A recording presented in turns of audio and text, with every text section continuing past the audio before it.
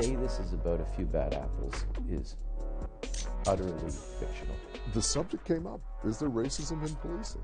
And I said, absolutely there's racism. I mean, who could deny it? There is no room for racism in our organization. The police work for us. You answer to us. Obviously, there is a real big imbalance of power.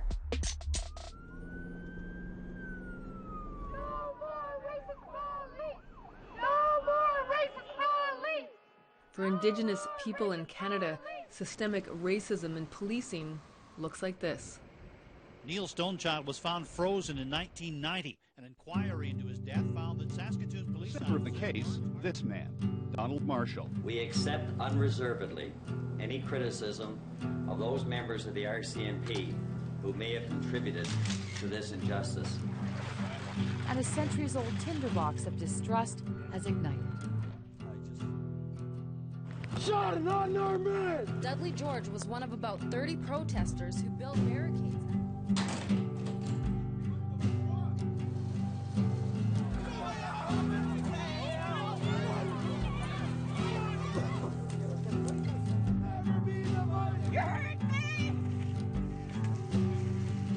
The Thunder Bay Police Service is being examined for how it polices Indigenous people. For us currently, though, what we see is business as usual.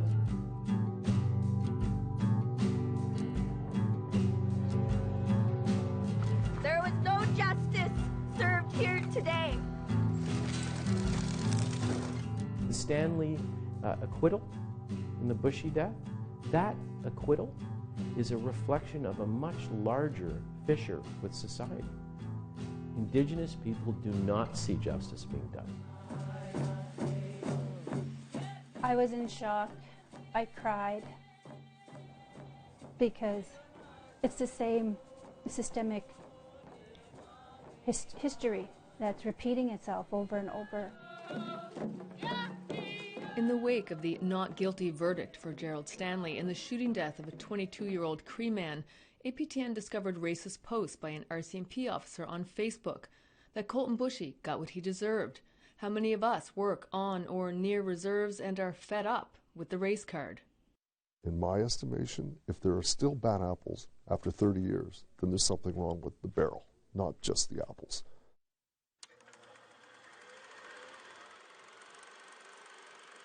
For the RCMP in particular, policing Indigenous people stretches back 145 years, from coast to coast to coast, and across more than 600 communities today. Created in 1873, the Northwest Mounted Police were a paramilitary force tasked with bringing peace and order to the prairies, as the newly formed country of Canada sought to expand. They were responsible for removing hereditary chiefs and forcibly imposing the elected system under the Indian Act. Larry Hay is a private investigator working in Akwesasne the day we meet, but he was an RCMP officer for 19 years and the former Mohawk police chief in Tyendinaga, which is where he's from. I just have to look to our language in terms of what our language says when you break it down about police officers and what a policeman is. You know, for the RCMP, they're just the Nehonejat Wiserodo, the people who wear the red jackets, or they're the Garlito, the people who carry the sticks, the nightsticks. Or the Sagoyanas is another word that is used to describe the catchers or the grabbers, the ones who take you.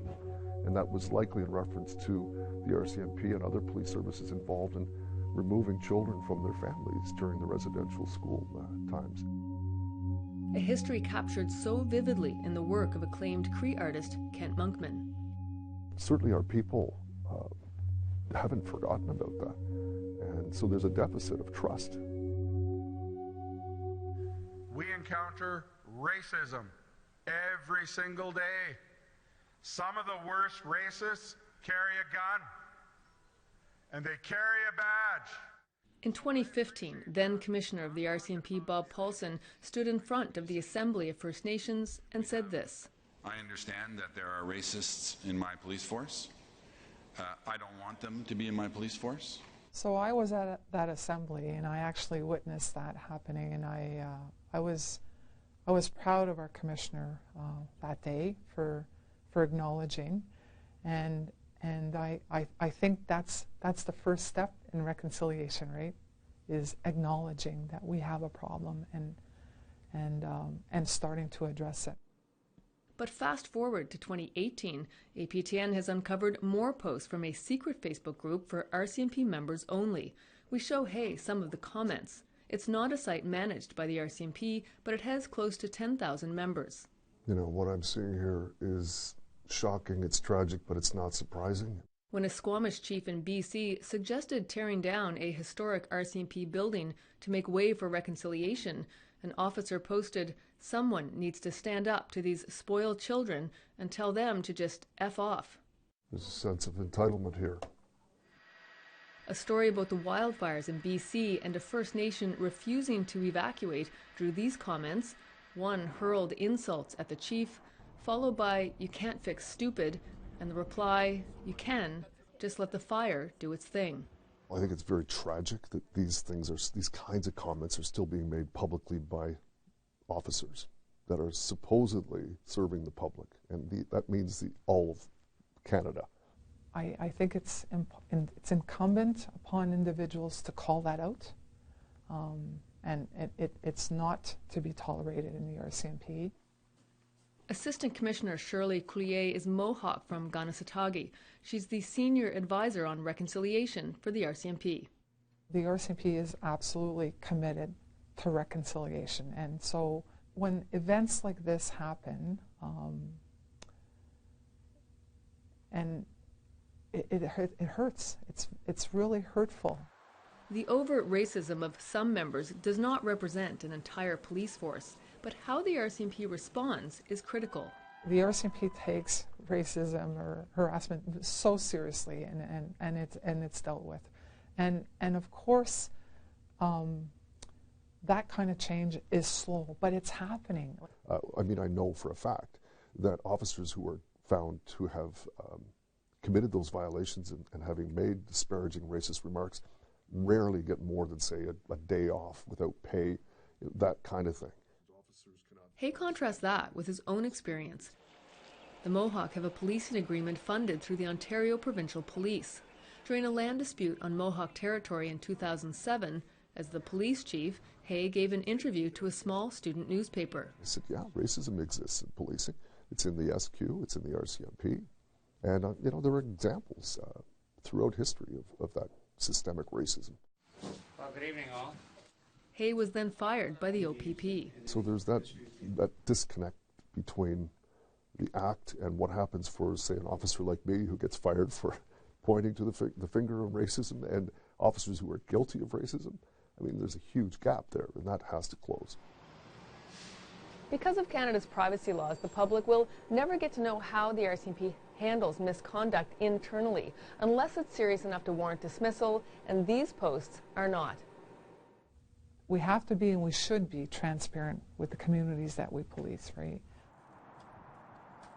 It is different provincially. When Ottawa Sergeant Chris Hernshire made racist comments, the public knew he was disciplined and demoted for 3 months.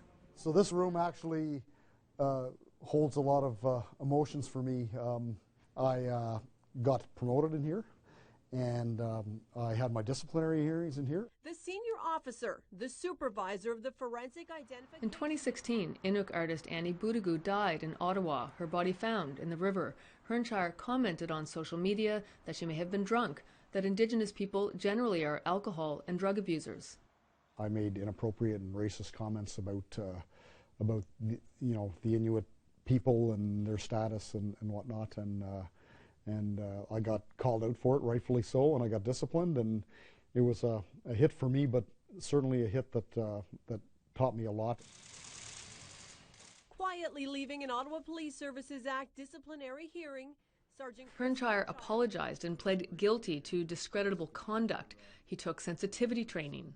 A lot of the history of, treatment of Indigenous peoples and residential schools and all the things I knew nothing about. And I was actually shocked when I started to learn more about the things that had gone on in Canada's past. Hernshire is trying hard to reconcile. Today you're going to go out and we're going to paddle. At events like this one last summer to connect Ottawa police and Indigenous youth. He paired up with Boudagou's daughter and her adoptive family. That was such an amazing day, and I just cried. It's really sad that she had a daughter, and it's not, her daughter's not gonna to see her, and she won't see her daughter grow up. So that's very tragic, and she's in a very good family. But that was an amazing event. What you're going to go through is a broken history. The RCMP has started doing the blanket exercise, a way to share Indigenous culture and history. But this exercise puts it all together. Cultural awareness, bias-free policing, all part of training for the RCMP. But why stop filtering out racism just at the recruitment stage, asks prominent human rights lawyer Julian Faulkner. If you have the tool that can weed out racists, why can't you use that tool with the current service? And the answer is, you can, but they won't. Aboriginal Services lawyer Julian Faulkner says Harris and the OPP still have lots to answer for. Each engaged in racist conduct. Faulkner has spent much of his career battling police misconduct, from the Roache inquiry Nearly 100 recommendations to avoid another Roache, to helping the Anishinaabe-Aski Nation fight police racism in Thunder Bay. He's hearing concerns over police efforts to conduct efficient missing persons searches. But sadly, it's business as usual in Thunder Bay. Faulkner says the public has a compelling right to know what happens to racist cops. Any lack of transparency to police discipline matters at the federal level for the RCMP is a function of a cover-up culture. At the provincial level, these are public hearings. So there is no actual privacy reason. It's complete crap. It's problematic in that it never comes to the fore. So Indigenous people have a right to know what action is being taken. They're street checking you and carding you. When we come back, how systemic racism plays out in policing, in cells, and on the streets.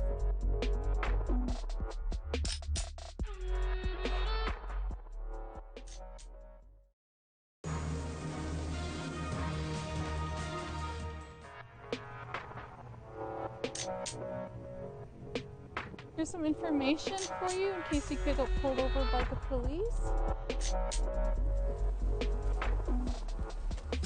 Because people don't know that we have we don't have to be questioned when you're not under arrest. In Saskatoon, Eileen Bear and Goda Gamura hand out pamphlets to Indigenous people so they know their rights. They target brown. Like me? Yeah, people like you, people like us. Bear co-founded the group after she was stopped by police. I was actually carded and street checked on my way to a knitting group at 10 o'clock in the morning. I felt scared, intimidated. I just wanted to burst into tears. Police still have to police, but when does it cross the line? In Alberta, a Cree woman is suing the RCMP. In 2011, Leah Bull was picked up for a public intoxication. By the time the RCMP brought her into cells, Bull had a black eye and numerous bruises and scrapes. Her medical records cite assault, strains and sprains from a physical altercation with the police. It's a familiar story to Darlene Okamasom-Sakot. She lives in Saskatoon with her husband Chris. Okamasom-Sakot is an advocate for Indigenous women. This is how she describes their relationship with police. It's very, very fractured.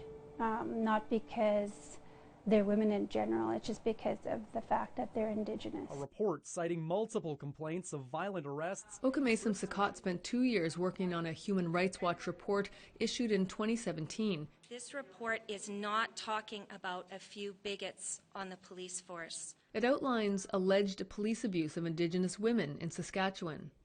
They were brutalized. They were beaten, they were humiliated, they were strip-searched. The report was clearly frustrating for one police chief who has tried to tackle racism in the ranks. We know about our history. We've learned from our history.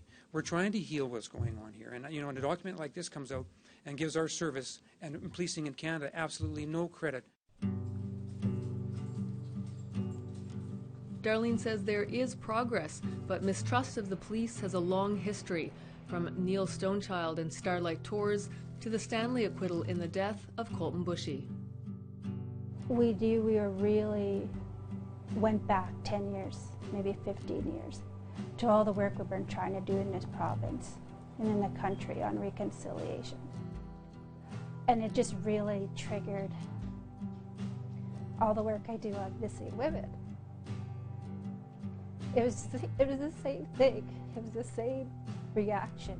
A young woman murdered near Prince Albert, Saskatchewan. Now that we've heard about 700 stories, then a lot of them, almost 99% of them, have some kind of policing experience. Human rights lawyer Julian Faulkner points to a basic principle of common law. Justice must not only be done, it must be seen to be done.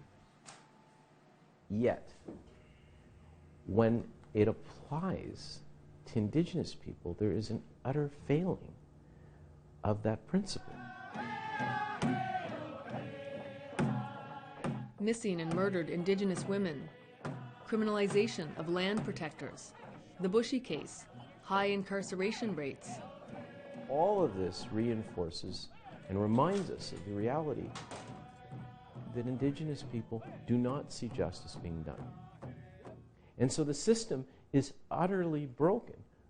By whose measure is it broken? This is the interesting part. By the common law's measure, it's broken. Another priority, healing the RCMP's relationship with Canada's Indigenous people. It's only together that we can build and maintain relationships based on trust. The RCMP has a new commissioner. Brenda Lucky has started the new job, but not in time to do an interview with APTN for this story. In British Columbia, the RCMP division is headed by Brenda Butterworth-Carr. It's important to be a reflection of the people and society that we serve. She started her career 30 years ago as a Native Special Constable in the Yukon. So there were certainly individuals that I worked with that had personal biases, but I'm not here because of them. I'm here because of what I believe in and, what I'm committed to. We show Butterworth-Carr the recent comments officers posted on Facebook in recent months and ask how seriously the RCMP takes these. Incredibly seriously. Immediate response. There's no tolerance for it. In recent years, policing of Indigenous people in northern BC has come under fire. The report paints a picture of a police force out of control. It is about the lack of meaningful accountability for police neglect or police mistreatment. Sexual assault, excessive force. He was punching me in the face. The Human Rights Watch and the RCMP's Civilian Review and Complaints Commission released recommendations. So for me, if there's a person or employee within this organization that is acting inappropriately, then I will, and so will the rest of my team, hold them accountable. We have to continue to be better. And when there is racism in the ranks, it's about timely correctiveness and then reconciliation with the community. Reconciliation is needed, but sometimes so is restitution. That's what Leah Bull in Alberta wants. When she was brought into cells, Bull uttered she wanted to die. So officers, including men, held her down and stripped her. It's policy when a person in custody is suicidal to take their clothes and have them wear a garment called a baby doll. Bull flung herself against the door. She stuck her head in the toilet. The corporal in charge, Ray Starzinski, took the baby doll dress away. Bull was left naked in cells for close to 4 hours on camera. She was charged with assaulting police officers. At trial, she said, "When the police had stripped me, the men and women, I felt violated. They hadn't raped me physically, but they had raped me spiritually." She was acquitted in 2012. The judge found it was self-defense, since the officers were not in lawful execution of their duties, as there was no grounds for a lawful arrest in the first place. Corporal Starzinski said 39-year-old Bull was a high-risk female and needed to be dealt with accordingly. He described her as overweight, obviously mentally unbalanced, disturbed. In contrast, the paramedics who took Bull from the detachment to the hospital described her as in obvious distress. her injuries from assault in RCMP custody. She is suing 4 officers and the RCMP for $450,000. Bull and her lawyer won't comment while the case is still before the courts. The RCMP in Alberta say members face challenging situations every day, and in this instance, there were concerns for the safety of both Bull and the officers involved. As an Indigenous woman, you're aware of all the historical reasons why that woman is intoxicated, why she might be obese, why she might seem to have a mental illness, or why she's being belligerent to the police. So I'm here for that to be heard in a good way. Hey, hey.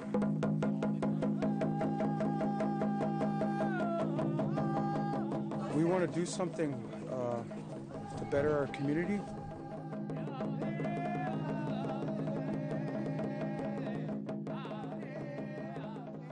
Going west. The Regina chapter of the American Indian Movement is helping the White Pony Lodge reclaim ground. The not-for-profit community group patrols the streets. Well, White Pony Lodge came into existence through women. It was to be a presence in the community, a patrol, to give the community a sense of safety. Drugs, gang violence, this is what people here in Regina call the Hood, North Central. We're being the change. We are the change. 4 and 4, we're walking on each side of Ray Street, heading... Letitia Racine says police leadership in Regina is working on reconciliation, but cops on the streets are sometimes still working off of stereotypes. And I believe that on the leadership level, that there is that respect and that acknowledgement that there's a disconnect there.